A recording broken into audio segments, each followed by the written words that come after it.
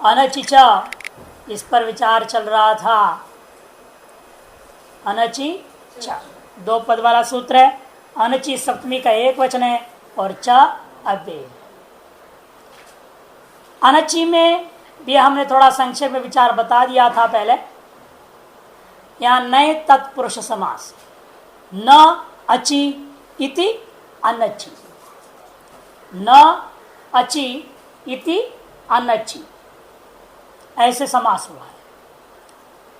और ऐसे जो समास होता है उसका दो अर्थ हो सकता है।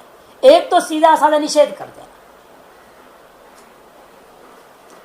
जैसे कहते तुम मत आओ, सीधा निषेध हो गया ना, वो है या नहीं, तुम मत।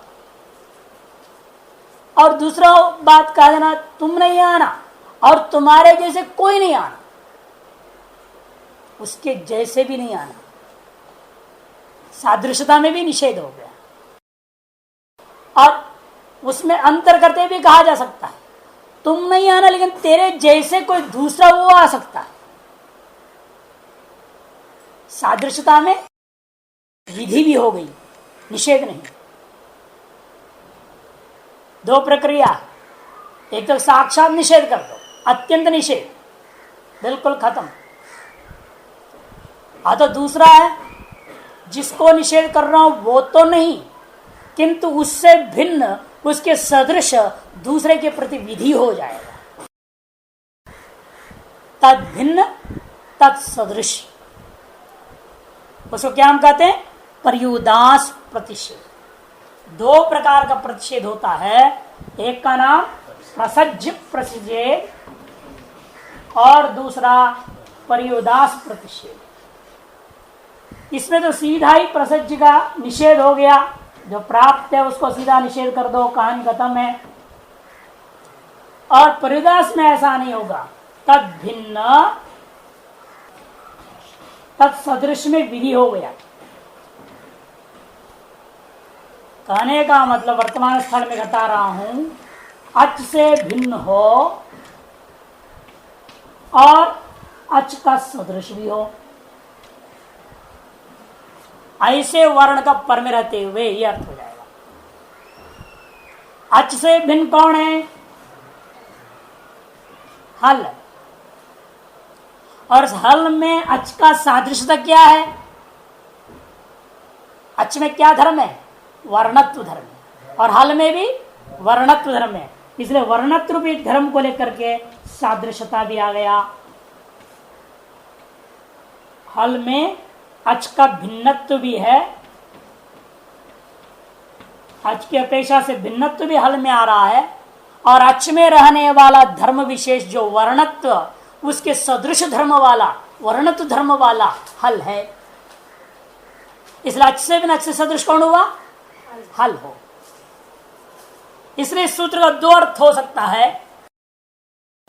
या तो आप ये अर्थ करें परम अच न हो, सीधे सीधे पहला पक्ष वाला, परम अच न हो, यह अर्थ हो सकता है। तो दूसरा अर्थ क्या हो सकता है, परम हल हो, परम हल हो, अच से भिन्न, अच का सदृश जो हल है वो पर में होना चाहिए, अर्थ होगा। वर्णत्व, इसमें ये भी वर्ण है, वो भी वर्ण है। सादृश्यता जो है, जैसे जो है दो आदमी के बीच में सदृश है बोल दिया, भले एक पतला एक मोटा है ना, मनुष्यत्व में तो सदृश है ना। वैसे वर्णत्व कृत सादृश्यता अच्चौरल में है ही। ऐसी स्थिति में वर्तमान स्थल जो हमारा कौन सा चल रहा है, सुधयधन उपास्य। इस स्थल में तो दोनों ही अर्थ में से कोई भी अर्थ ले लो, आपत्ति नहीं है। पर में अच नहीं है, इस ध वो हो गया हमारा अच्छ, वो क्या है अच्छ। अच्छा ध में है, हम देखेंगे यर, अच्छा परो यरो, अच्छा परस्य यरो, इसको हम क्या करना है, द्वित्व करना है। कैसे करेंगे वो भी, द्वित्वम वा विकल्प से करेंगे। द्वित्वम वास्तव न तो अची, पर में अच्छ नहीं है, पहला पक्ष अर्थ में भी समस्या नहीं हमको, यहां अच्छ नहीं है। और दूसरा अर्थ लेता हूं हल पर में हो, यह अर्थ में भी यहां समस्या नहीं, क्योंकि यह हल है, यह तो हल। लेकिन वास्तव में कौन सा अर्थ हमें लेना है? दो में इस स्थल में तो भले दोनों अर्थों में से कोई भी अर्थ ले लीजिएगा, समस्या नहीं है। लेकिन हमें एक ऐसा अर्थ लेना पड़ेगा जिससे कहीं भी समस्या ना हो, कहीं भी, कोई भी रूप में। यदि ऐसा आप चाहते हैं फिर तो यही अर्थ ठीक है और यह अर्थ उचित नहीं, क्योंकि जैसा राम है, इस विसर्ग को भी हम द्वित्व करेंगे, राम राम, विसर्ग का भी द्वित्व वो नहीं हो पाएगा, कि पर में विसर्ग के बाद हल है क्या? यहाँ कुछ म के आकार अच्छे है, अच्छे पर में विसर्ग हो गया यर, उस यर को मैं द्वित्व करूंगा, पर में अच्छ नहीं है। जो पहला अर्थ है ना, पर में अच्छ नहीं है, कुछ भी नहीं है तो अच्छ नहीं है। जब कुछ भी नहीं है, आप ये तो बोल सकते हो ना अच्छ भी नहीं है, अति सूत्र लग जाएगा। यदि दूसरा अर्थ लोगे, अच्छ से भिन्न अच्छ के सदृश वर्ण होना चाहिए, फिर तो हल होना चाहिए, यह अर्थ होगा। ऐसी स्थिति में पर में हल है ही नहीं, तो विसर्ग को द्वित्व कैसे करूंगा? करना इष्ट है लेकिन होगा नहीं। ऐसे स्थलों में आपत्ति आ जाएगा, इसलिए यहां प्रसज्य प्रतिषेध वाला समास मानना उचित है, परिदास प्रतिषेध वाला समास यहां नहीं मानना चाहिए। अतएव धकार से द्वित्वम एक रीति, धकार से द्वित्वम, द्वित्व रूप कितना बना? स्थिति क्या हुई? सु ध ध य, धन उपास्य एक पक्ष में। जब द्वित्व नहीं हुआ तो यह पहला वाला ही रह जाएगा। जब द्वित्व नहीं हुआ, द्वित्व होने पर यह एक, इसलिए बोलूंगे इसको, द्वित्व अभाव पक्ष में यह हुआ 2 नंबर कि द्वित्व विकल्प से होगा ना। विकल्प का मतलब क्या? एक बार द्वित्व करूंगा, एक बार नहीं करूंगा।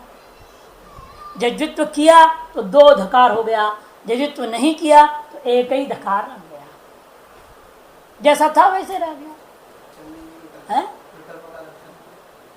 विकल्प से नवेति विभाषा एक विश्व सूत्र आएगा स्पेशल। विकल्प के लिए नवेति भाषा सूत्र स्पेशल बना रखा है पाणिनि ने, और वो भी सर्वत्र नहीं घट सकता है। यहां सीधा साधा विकल्प, सीधा अर्थ लेना है, यहां उसको भी नहीं घटा पाएंगे। यहां सामान्य रूपेण व्याकरण में वा माने विकल्प, पक्ष पक्षे सति, पक्ष असति, पक्ष में होना, पक्ष में न होना। यदि निषेध का विकल्प कर रहा हूं, पहले कहूंगा पक्ष में नहीं होगा, फिर पक्ष में होगा। विधि का विकल्प कर रहा हूं, 2 प्रकार का विकल्प होता है, एक तो विधि का विकल्प और दूसरा निषेध का विकल्प। विधि का विकल्प है और निषेध का विकल्प है। बोलने में थोड़ा अंतर इतना ही होता है, विधि का विकल्प के पहले सती बोला जाएगा, बाद में असती बोला जाएगा। पहले हो, बाद में ना हो। जैसे यहां विधि का विकल्प है, द्वित्व का विधि हो रहा है, इसलिए पहले कहूंगा हो, द्वित्व हो, फिर बाद में कहूंगा द्वित्व ना हो, दूसरा पक्ष। निषेध विकल्प में पहला असती आएगा, पहले निषेध कर दिया नहीं हो, बाद में कहेंगे हो, पक्षे असति तदनंतरम पक्षे सति, ये निषेध विकल्प। विधि विकल्प पक्षे सति तदनंतरम पक्षे असति, ये 2 आता। इस स्थिति में सूत्र लग रहा है आपको झलाम जश झसी, झलाम जश झसी। झलाम षष्ठी का एक वचन है, जश प्रथमा का एक वचन है, झसी सप्तमी का एक वचन है। ये कोई अन्य चीज जैसे यहां पर भी देखिए षष्ठी प्रथमा सप्तमी तीनों आ गया। स्पष्टम कह रहे भैया अर्थ तो सीधा साधा है, आपने आप समझ लो। स्पष्ट, स्पष्ट का मतलब क्या? झल के स्थान में जश आदेश हो झस के होने पर, झल के स्थान में जश आदेश हो झस का होने पर। और यहां भी वही है, तस्मिन् निर्दिष्टे पूर्व से आएगा, वो कहेगा अव्यवहित पूर्व में हो, तब झस पर में हो। अब यहां देखिए झल लूंगा पहला वाला धकार को, अब इसको बना दूंगा झस, तब इसके स्थान पे आदेश होगा जश। जश में 5 है, जब गड़ द, स्थानांतरित लाना पड़ेगा। स्थान देखो ध का स्थान दंत है, यहां भी ध का स्थान दंत है, बाकी सब का स्थान अलग हो रहा है। ज का स्थान क्या है? तालु, ब का ओष्ठ, ग का कंठ, ड का मूर्धा, द का दंत। तो स्थानीय है दंत, आदेश भी दंत वाला द ही आदेश होगा, जबगड़ द जबगड़ नहीं होगा। ठीक है ना, कि ज है तालु, ब है ओष्ठ, ग है कंठ, ड है मूर्धा। इनका स्थान स्थानीय के स्थान से मिलता नहीं। स्थानीय ध, उसका स्थान है दंत, उसके साथ इन 4 का मेल नहीं है, सादृश्यता नहीं, अतिवे द आदेश करूंगा। तो दोनों सूत्र यहां भी हम लागू कर रहे हैं, तस्मिन् दृष्टे पूर्वस्य और स्थानांतरतमः, दोनों की सहायता से पहला वाला धकार को दकार आदेश हो गया। द ध य धनोपास्य, केवल पहला वाला जो रूप है द्वितीय पक्ष वाला उसमें घट रहा है, द्वितीय भाव पक्ष में घटेगा नहीं। कि ध है झल, पर में झस चाहिए ना, झस पर में भी नहीं, पूर्व में भी कहीं भी नहीं है, तो यह झस में नहीं आता। झस कहां से कहा गए? झभई घड़ धस जग गड़ धस, वहां तक झस पूरा आता है, 10 वर्ण है। और यह तो बहुत पहले हय वरण या मंगलम झ से पहले आ गया, अतः झस के अंदर यकार नहीं है। अतः इस स्थल पर झलाम जशी नहीं लगेगा, केवल द्वितीय पक्ष में ही झलाम जशी लग गया। इसे लिख रहे स्वयं इति पूर्व धकार से दकार स्यात्, पूर्व धकार के स्थान में दकार हो। अच्छा, संयोगान्तस्य लोपः, संयोगान्तस्य लोपः, संयोगान्तस्य षष्ठी एक वचन, लोपः प्रथमा का एक वचन, निमित्त है ही नहीं। संयोगान्तस्य लोपः, यह पदस्य के अधिकार में है। 8-2-23 होने से 8-2-16-17 पद से पदार्थ का अधिकार है, वहां से इसका अधिकार चला हुआ है। इसे संयोगांतम यत पदम तदंत से लोपस्यात्। इस सूत्र को लगाने के लिए आपको याद कर लेना पड़ेगा पहले एक और सूत्र को, कौन सा? हलोअनंतरा संयोग, बिना संयोग संज्ञा के संयोगांत पद कौन सा, पहचानोगे कैसे?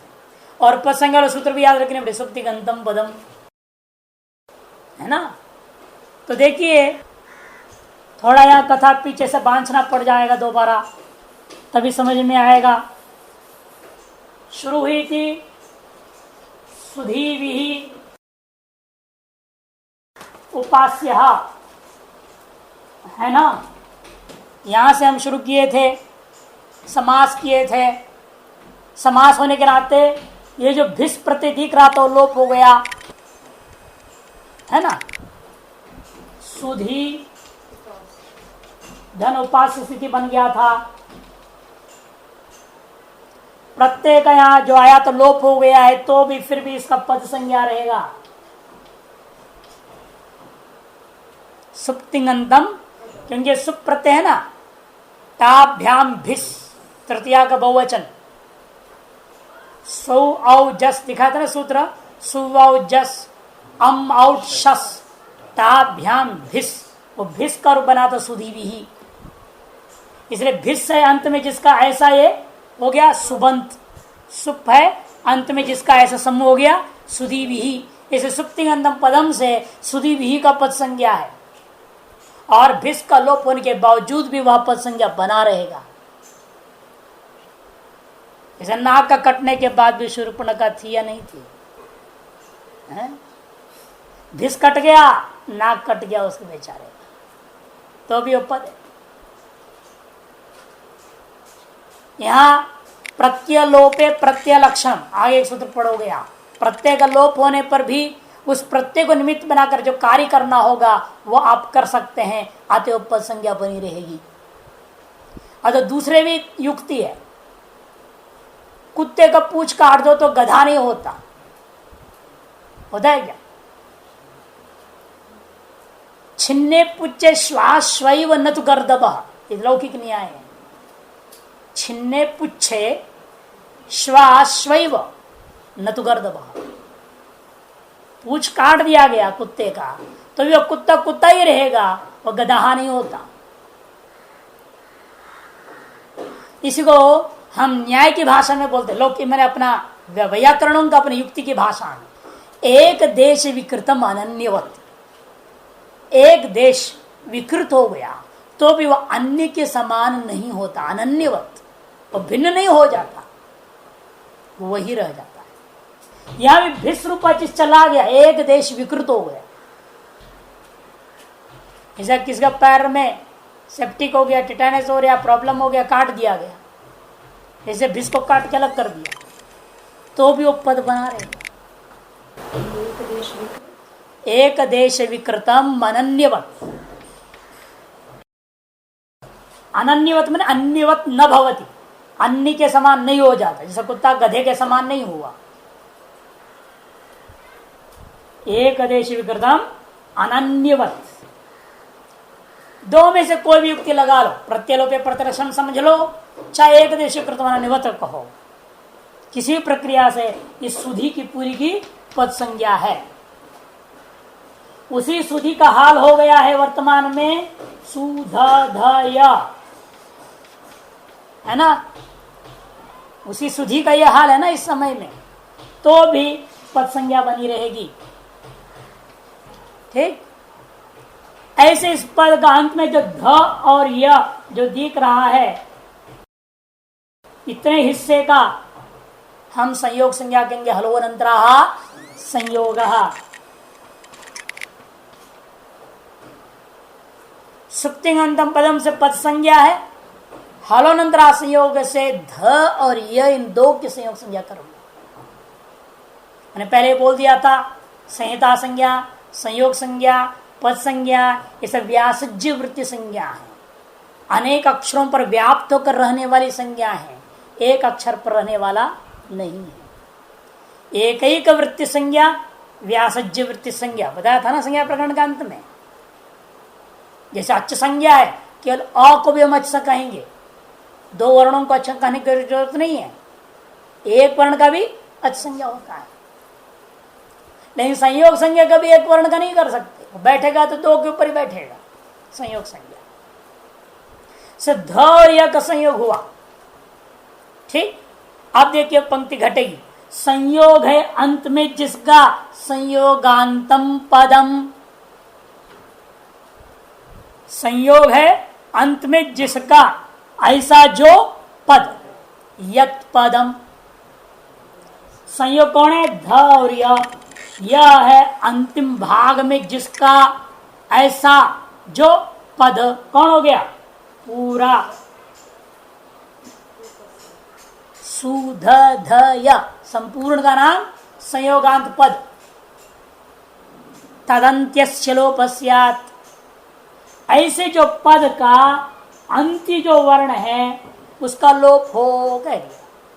यदि भी अंत्य इन्होंने जोड़ दिया, अगला सूत्र से आधार पर अंत्य निर्णय होगा।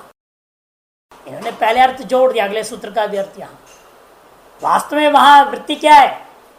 संयोगांतम व्यत्पदम तस्य च तस्य लोपस्यात्, इतना होना चाहिए।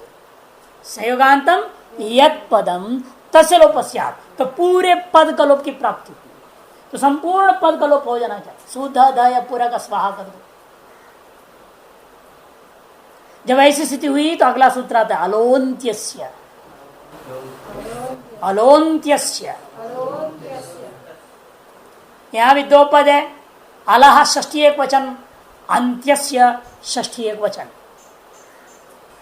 षष्ठी निर्दिष्टो अंत्यादेश स्यात्, षष्ठी अंत पदों के द्वारा कोई कार्य का विधान किया गया हो, वह कार्य जहां विधान किया गया है उसके अंतिम अवयव में होनी चाहिए। जैसे पूर्व सूत्र देखिए आप, संयोगांतस्य लोपः, इस सूत्र में संयोगांत से क्या है? षष्ठ्यंत है। षष्ठ्यंत के द्वारा कार्य का विधान हुआ है। लोप रूपा कार्य, लोपात्मक कार्य षष्ठ्यंत संयोगांत के द्वारा विहित है। षष्ठी के निर्दिष्ट लोपात्मक कार्य इसलिए कहा होगा? संपूर्ण पद को नहीं करना है, किंतु अंत्यस्य आदेश स्यात्, अंत्य के स्थान में ही होगा। उस पद का अंत में कौन है? य, उस य मात्र का लोप होगा। य मात्र का लोप होगा। इति यलोपे प्राप्ते, इसलिए मूल में लिख दे रहे हैं इति यलोपे प्राप्त। इसलिए संत सलोप सूत्र का वृत्ति यदि भी तदंत्यस्य वहां जोड़ दिया है तो होना चाहिए संयोगांतम यत् पदम तस्य लोपस्य। संयोग है अंत में जिसका, ऐसा जो पद है उस पद संपूर्ण का लोप हो, यही संत से लोपकार। संपूर्ण पद के लोप की प्राप्ति होती है उस सूत्र से। तब परिभाषा सूत्र आया। आलोन्त्य से भी हम क्या कहते हैं? परिभाषा सूत्र। ये भी संपूर्ण का लोप करना ही था तो इतना खिचड़ी क्यों पचाए आप? बेमतलब का पका रहे हैं और परेशान हो रहे हैं। अरे पहले ही लोप कर देते, सुधी अवस्था में छुट्टी कर देते। आप उसको यण किया, द्वित्व किया, कितना उसमें दिमाग लगाना पड़ा, क्या जरूरत थी? यदि पूरे का ही लोप करना था वो पहले लोप कर दो, सुधी को ही। इसलिए भले ही पूरा लोप प्राप्त हो रहा है, लेकिन कृत प्रक्रिया के देखते हुए महसूस होता है कि भाई यहां में ऐसा करना उचित नहीं है। फिर क्या करें? जब प्रश्न उठता है तो परिभाषा सूत्र आता है आलोन्त्यस्य। वो आलोन्त्य सूत्र कहता है षष्ठी के निर्दिष्ट कोई विधि सूत्र के तरह कोई कार्य का विधान किया जा रहा है तो वह कार्य विहित स्थान का अंत्य में जाकर के करना। जिसके स्थान में विधान किया गया है वो संपूर्ण में न करके उसके अंत्य में जाकर के करना चाहिए। और यहां सगंत से लोप सूत्र विहित कार्य है षष्ठ्यंत संयोगांत। संयोगांत से लोप सूत्र में षष्ठ्यंत है संयोगांत, उसके माध्यम से विहित कार्य है लोपात्मक कार्य। कहाँ विहित है? संपूर्ण पद में।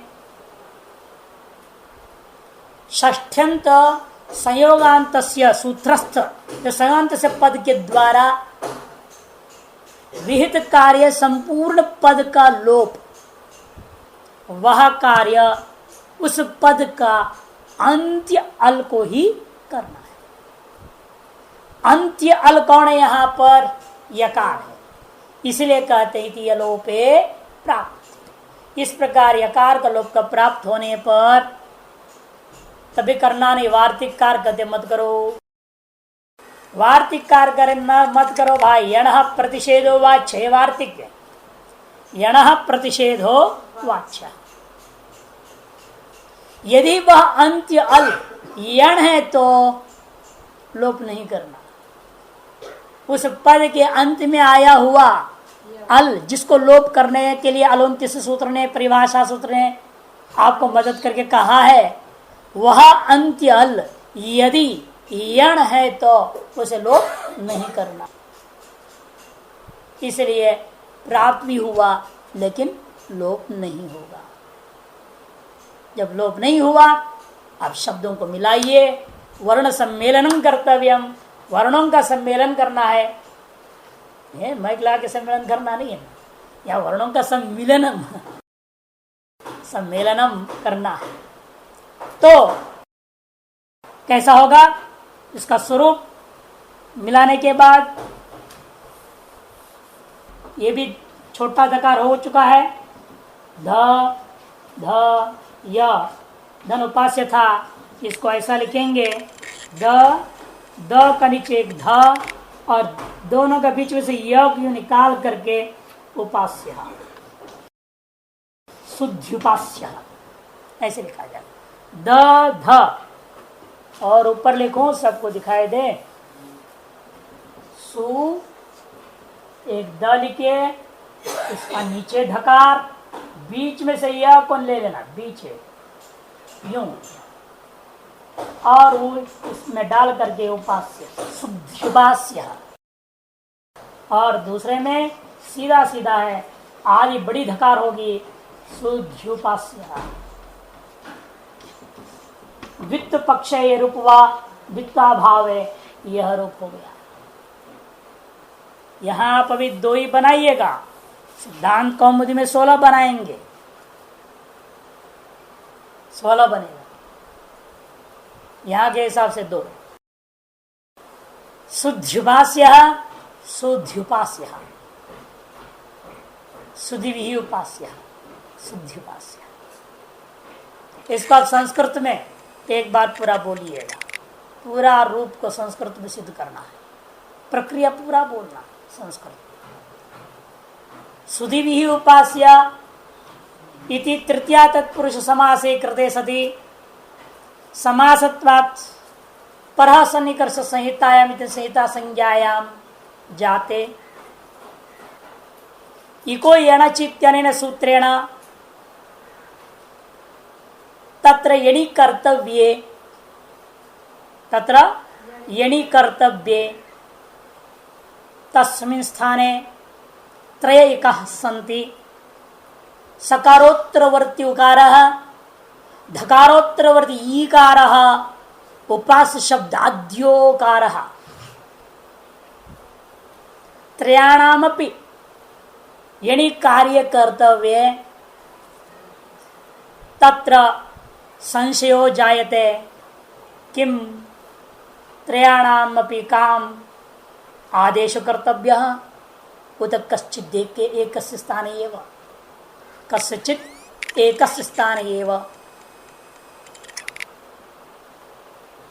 अनियमे सति नियमकरणार्थं तस्मिन् दृष्टे पूर्वसिति परिभाषा सूत्र उपस्थीयते, तेन अव्यवहित एव, अव्यवहित एव पूर्वे एव यणात्मक कार्यो कर्तव्य निश्चीयते। यस्मात् तस्मात् अर्धमात्रा व्यवधान सत्वेपि संहिताधिकारं स्वीकृत्य यत् सकारोत्तरवर्ती उकार उपास्य शब्दाद्य उकारयोः यह प्राप्तो भवति तत् अस्य परिभाषा सूत्र से विचारणानन्तरं निषिध्यते। यस्मात् तस्मात् धकारोत्तरवर्तीकारस्य उपास्य शब्दाद्युकारस्य पौर्वापर्यं स्वीकृत्य उभयोस्थाने यणि प्राप्ते तत्रापि तस्मिन् दृष्टे पूर्वस्येत्यत्रोक्त पूर्वत्वांशतेन पूर्वस्यैव एकः यणि कर्तव्ये धकारोत्तरवर्तीकारस्य स्थाने यण कर्तव्ये इति निश्चीयते। तथापि यणः अपि चत्वारः इति कृत्वा को आदेशः कर्तव्यः इत्याशंकायां सत्यां स्थानान्तरतम इति परिभाषा सूत्र सहकारेण स्थानकृत सादृश्यात् ईकारस्य तालुस्थानिकत्वात् तालुस्थानिक यकार एव आदेशो निश्चयते यतः तस्मात् सुध यदनुपासीति स्थिते तस्मिन् अवस्थायां तस्मिन् दशायां वा अनच इत्यनेन सूत्रेण सकारोत्तरति उकारस्य अचम्मत्वा तदुपरि दृष्टस्य धकारस्य यर इति स्वीकृत्य तत्पश्चात् अच अभावात् धकारस्य द्वित्वे कृते सति द्वित्वस्थायां द्वित्व पक्षे वा सुध ध यदनुपासिति जायते द्वित्व भावे च सुध यदि एक धकारं रूपं स्थीयते तत्र एक देशीकृत मनन्यवदिति न्यायेन वा प्रत्यलोपे प्रत्यलक्षण लक्षणेन वा सुप्तिगतं पदम् इत्यनेन सुधधय सुधय इत्यनयोः पदसंज्ञायां स्वीकृते सति तत्रापि धकार यकारस्य संयोगान्तस्य लोपः इत्यनेन संयोग संज्ञायां कृते च सति संयोगान्तस्य लोपः इत्यनेन संपूर्णस्य पदस्य संयोगान्त पदस्य लोपे प्राप्ते अलोन्त्यसिति परिभाषा सूत्र सहकारेण अन्त्यस्य यकारस्यैव लोपे प्राप्ते सति यणः प्रतिषेधवाच्यत्यनेन वार्तिक सहकारेण तन्निषेधे वर्णमेलने च कृते शुद्ध्युपास्येति द्वित्वपक्षे शुद्ध्युपास्य द्वित्वाभाव पक्षेति रूपद्वयं सिद्धं भवति। ये संस्कृत भाषा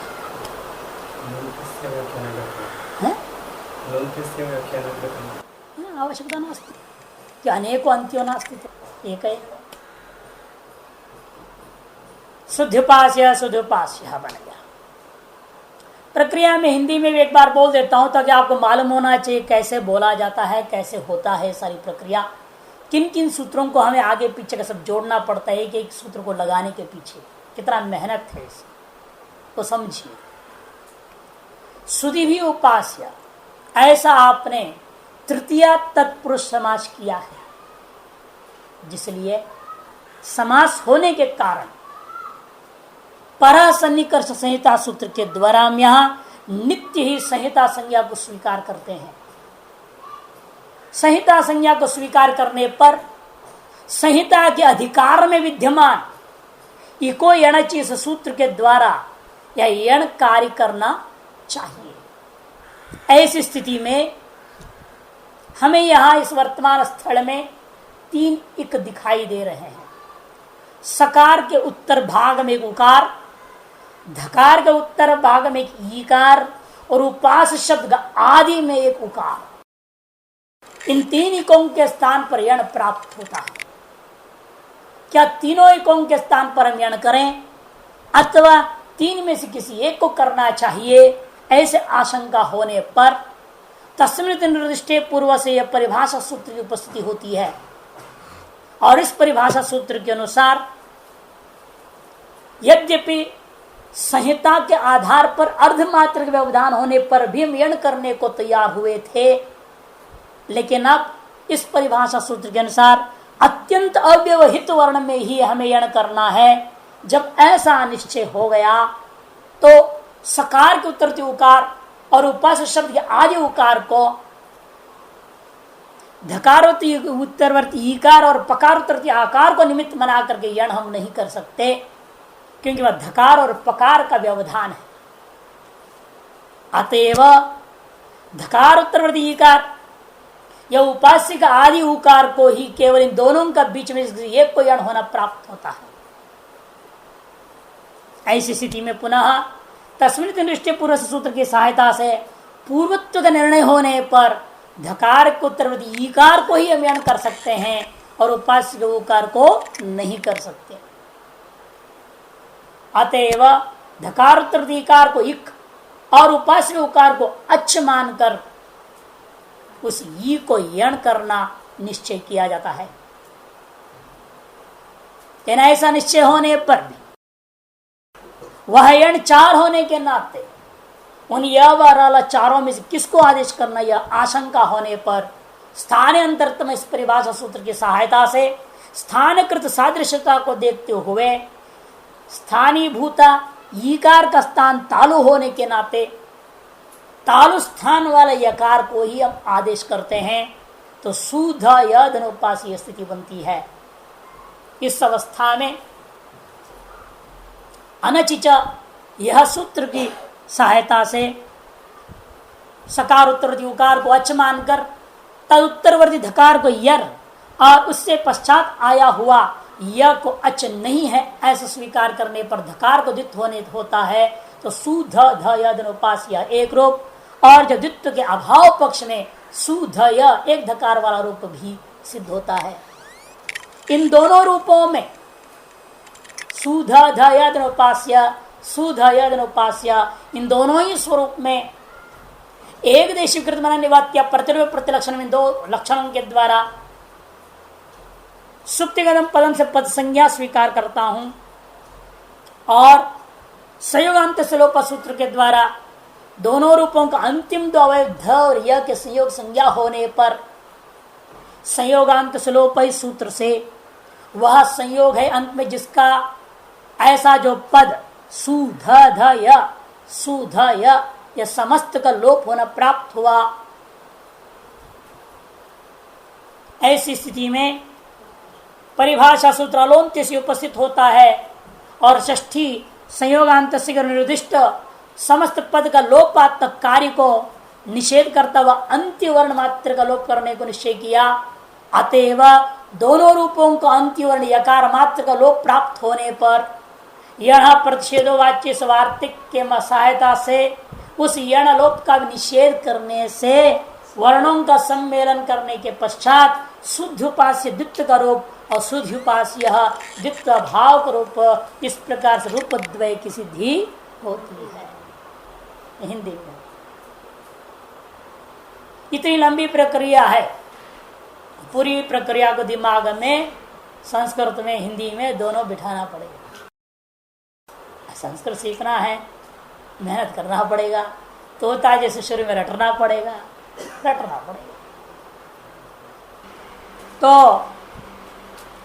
शुद्ध उपास्य एक रूप हो गया। इसी प्रकार से मध्वरी ही धात्रंश लाकृति तीन रूप और है। मध्वरी मधोहो अरिहि इति मध्वरी, मधु नाम का राक्षस था, उसका जो शत्रु उसको कहते हैं मध्वरी। ये जो असली अर्थ आपको बताया जा रहा, लेकिन पाणिनि जी ने वरदराजाचार्य हो चाहे जो भी व्याकरण का पहला ग्रंथों में दृष्टांतों को जोड़ा, प्रक्रिया कौमुदीकार हो, इन दृष्टांतों को क्यों दिया एक अलग रहस्य और बाद में बताऊं। चार दृष्टांत दिया, ई ऊ रील री के लिए चार दृष्टांत, सीधा साधा बात है। इसके अलावा एक अलग अर्थ भी है, वो अर्थकृत रहस्य बाद में उद्घाटन होगा। वो अर्थकृत रहस्य विलक्षण है। पहले तो सब भगवान में घटा रहे, विद्वानों के द्वारा पूज्य भगवान, मधु नामक राक्षस का शत्रु भगवान,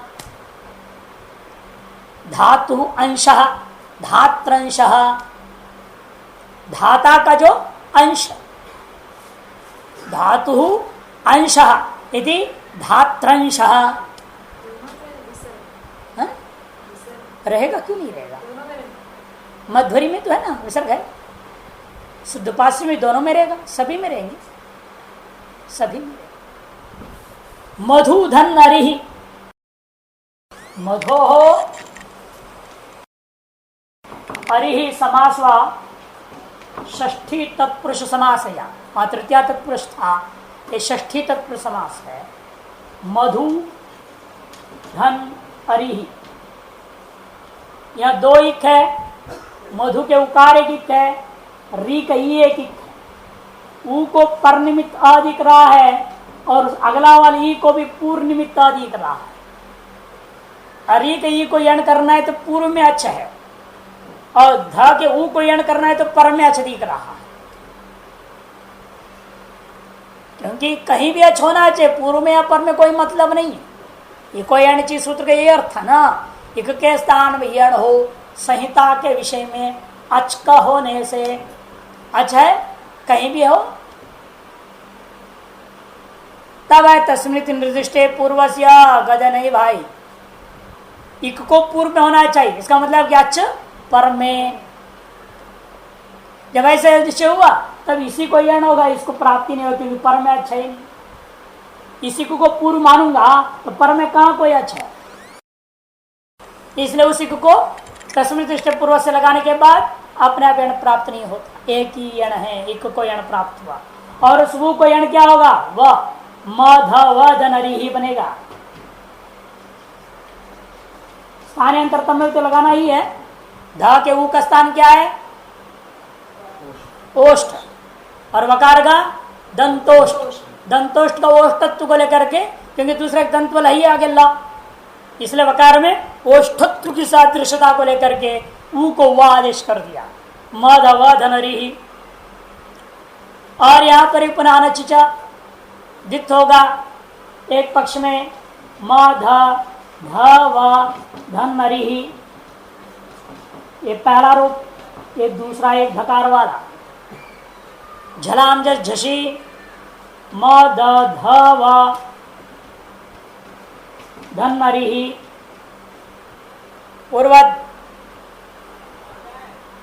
एक देशी कर्तव्य निवाद प्रतिलोभे प्रतिलक्षण पद संज्ञा हुआ सप्तगंधम पदम से हलोनंतरा संयोग संज्ञा ध और व का संयोगांत सलोप से संपूर्ण म ध व म ध व का लोप प्राप्त हुआ।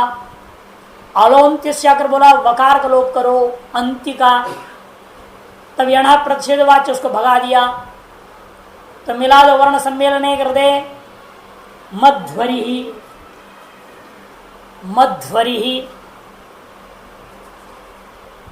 मध्वरी ही, मध्वरी ही, दो रूप बना। इसी प्रकार से धातु अंशः इति धात्रंशः, धात्री ऋकार का दृष्टांत है। या एक ही होने से तस्मृति दृष्टि पूर्व से लगाने की जरूरत ही नहीं। जहां झगड़ा हो तब न वहां जाना है, दो हो, तीन हो, चार हो, एक ही एक है ना री, बाकी कहीं भी आगे पीछे खाई नहीं। आज तस्मृति दृष्टि पूर्व से कोई जरूरत नहीं, स्थानांतर तम की जरूरत। जो यण करोगे वो फिर चार रहेगा, कौन सा होगा, री है मूर्धा, र है मूर्धा, तो र आदेश हो जाएगा। धा त र धन अंशः अनचिचा वित्त होगा, धा त र धन अंशः। जलाम से झसी नहीं लगेगा, कि पर में झस नहीं मिलेगा। तो झल में तो है, इसको हम झल में ले लेंगे, तकार को झल में तो आता है कि झल कर से झस लगा, अंत वाला ला तक जाना है, बीच में तकार है। लेकिन पर में झस में है क्या, जब अगर इसके बाद है खफा चढ़ता चढ़ता वो आगे है, श के बाद है, इसलिए झस में त नहीं आएगा। इसलिए झलाम झस्य पर जश होता था, झस पर में नहीं है, अतः झलाम जैसे सूत्र भी लगेगा नहीं।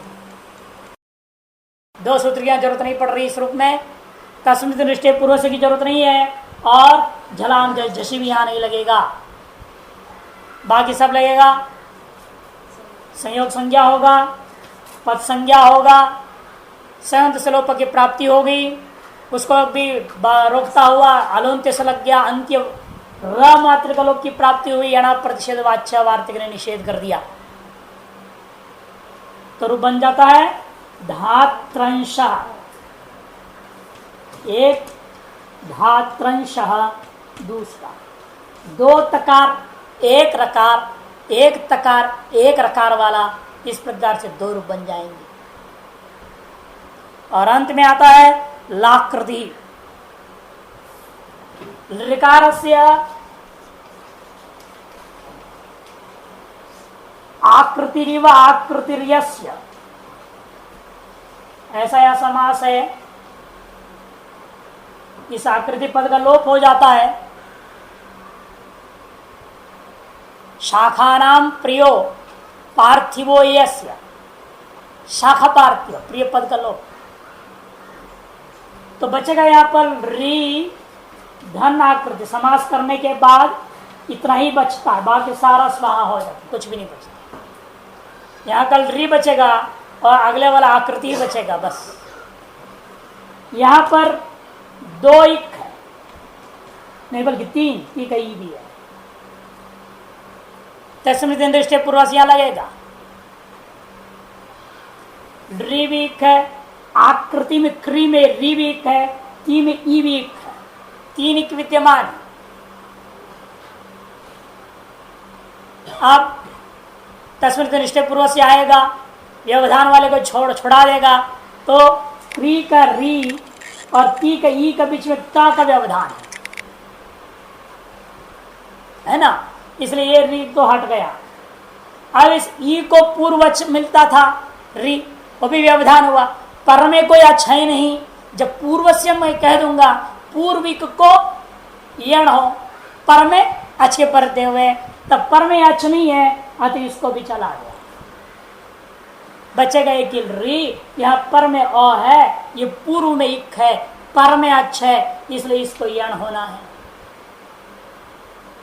स्थानांतर तुम लगा दो, ल धन आकृति, अनचिचा नहीं लगेगा। यर तो है ल, अच से पर में यर नहीं ना, या पूर्व में कोई अच्छा है क्या? अच से पर में यर होना चाहिए। ला तो यर में आता है, या वा रा ला, ल है वहां, यर में तो आ रहा है, पर में या अच्छे समझ से दूसरा ये भी है, पर में अच्छा नहीं होना चाहिए। अच से पर में होना चाहिए, पूर्व में अच्छा नहीं, और पर में अच्छा नहीं होना चाहिए, पर में अच्छा है, अतएव अनचिचा लगेगा नहीं, द्वित्व का काम खत्म हो गया। अब ये इसकी पद संज्ञा हुई री की, री को ला बच गया, और ये पद में दो हल है ही नहीं, संयोग संज्ञा ही नहीं होगा, अतः संयोगांत स्वरूप की प्राप्ति नहीं है ना। अलंत से भी लगाना नहीं, एण प्रच्छेदो लगाना नहीं, कुछ भी नहीं, केवल एको एणची तस्मिन् दृष्टि पूर्वस्य स्थानांतर खत्म। वर्ण सम्मेलन कर दो, रूप बन गया लाख प्रति ही। ठीक, ये तो हो गया। एक विशेष बात कहना बाकी है यहाँ, धात त्रंश आपने बना दिया था, त र था, इस र को आपने नीचे घुसाया है ना, अंदर घुस गया ना पेट में, ता का पेट में डाला आपने, क्यों? कहीं तो ऊपर सिंह जैसे बना देते हो, कहीं तो नीचे घुसा देते हो, कहीं कुछ कर देते हो, इसका कोई आधार है?